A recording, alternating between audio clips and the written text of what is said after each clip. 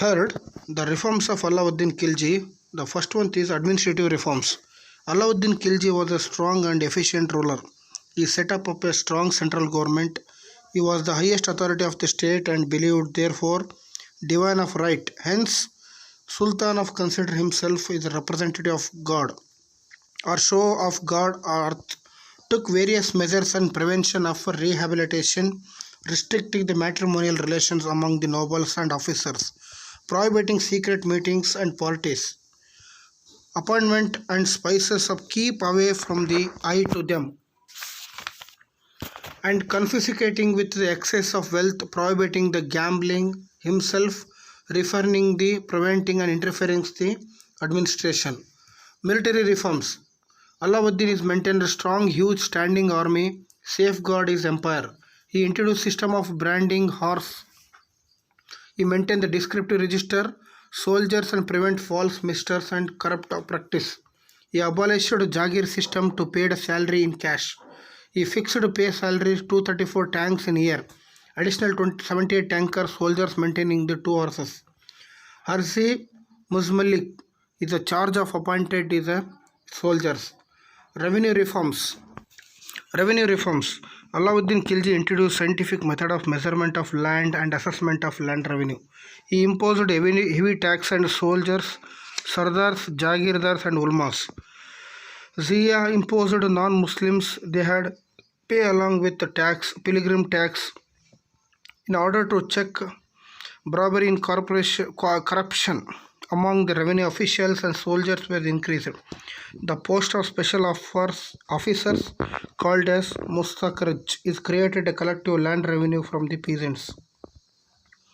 He took the steps of safeguards peasants from the demands of corrupted revenue officials, imposing the strict punishment every for petty offense.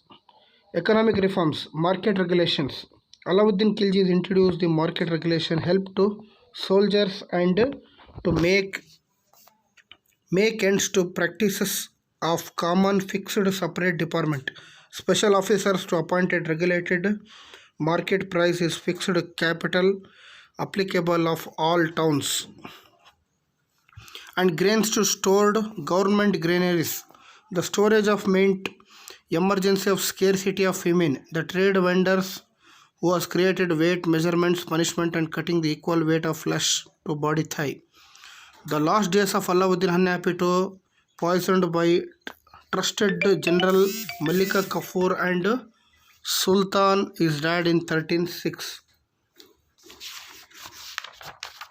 Alauddin Khilji ಅವರು ಅತ್ಯಂತ ಚಾಣಾಕ್ಷ ದೊರೆಯಾಗಿದ್ದು ಅವರ ಆಡಳಿತವನ್ನು 3 ಭಾಗಗಳು ವಿಂಗಡಿಸಿದರು. ಒಂದು ಆಡಳಿತಾತ್ಮಕ ವಿಭಾಗ, ಮಿಲಿಟರಿ ವಿಭಾಗ ಹಾಗೂ ಕಂದಾಯ ವಿಭಾಗ ಹಾಗೂ ಆರ್ಥಿಕ ವಿಭಾಗಗಳಾಗಿ ವಿಂಗಡಿಸ್ತಾ ಹೋಗಿದ್ದರು. ಇದು ಅವರ ಒಂದು ಕೈಗನ್ನಡಿ.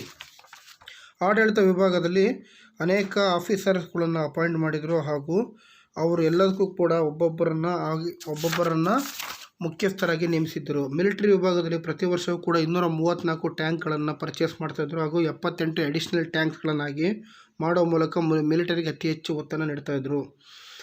ಕಂದಾಯ ವಿಭಾಗದಲ್ಲಿ ಅಲಾವುದ್ದೀನ್ ಖಿಲ್ಜಿ ಅವರು ವೈಜ್ಞಾನಿಕ ತಳಹದಿಯ ಮೇಲೆ ಒಂದು ನೀಡಿದ್ದರು. ಹಾಗಾಗಿ ಅವರು ಸರ್ದಾರಿಯನ್ಸ್ ಮತ್ತು ಜಾಗೀರ್ದಾರ್ಸ್, ಉಲ್ಮಾಸ್ ಈ ರೀತಿಯ ಅನೇಕ ವಿಭಾಗಗಳ ಕಂದಾಯಗಳನ್ನು ವಸೂಲಿ ಮಾಡಲಾಗುತ್ತಿತ್ತು. The Tughlaq dynasty. Ghaisan is a Tughlaq is founded the Tughlaq dynasty in 1320.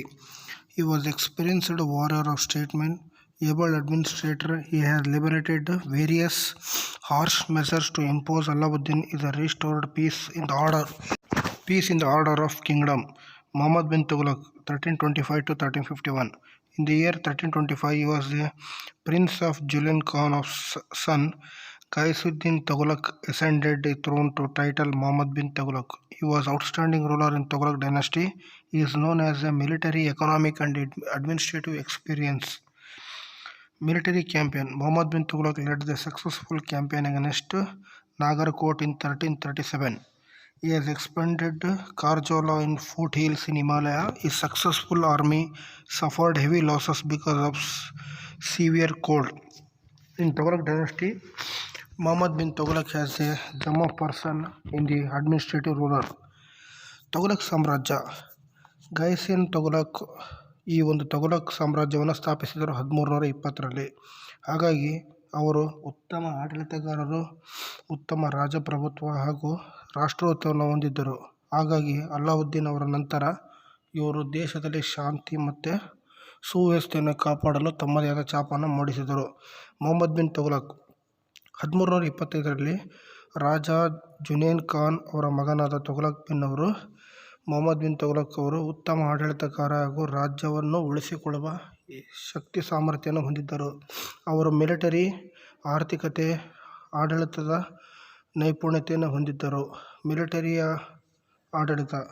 Mohammed bin ತೊಘಲಕ್ ಅವರು ಉತ್ತಮ ಆಡಳಿತಗಾರರಾಗಿದ್ದು ನಾಗರಕೋಟ್ನಲ್ಲಿ 1337ರಲ್ಲಿ ಉತ್ತಮ ಆಡಳಿತ ಮಾಡುವ ಮೂಲಕ ಹಿಮಾಲಯದ ಎಲ್ಲ ಪ್ರದೇಶಗಳನ್ನು ವಶಪಡಿಸಿಕೊಂಡರು. ಆದರೆ ಆ ಯುದ್ಧ ಸೋಲಲು ಕಾರಣ ಏನಂದ್ರೆ ಅತಿಯಾದ ಚಳಿಯಿಂದಾಗಿ ಆ ಯುದ್ಧದಲ್ಲಿ ಅವರು ಉತ್ತಮವಾಗಿ ಹೋರಾಡಲು ಸಾಧ್ಯವಾಗದ ಕಾರಣ ಆ ಯುದ್ಧದಲ್ಲಿ ಸೋಲನ್ನು ಅನುಭವಿಸಿದರೆಂದು ಹೇಳಲಾಗುತ್ತದೆ. ಹೀಗಾಗಿ ತೊಘಲಕ್ ಅವರು ಉತ್ತಮ ಆಡಳಿತಗಾರರೆಂಬ ಒಂದು ಹೆಸರಿದೆ ಅನ್ನೋದು ತಪ್ಪಾಗಲಾರದು.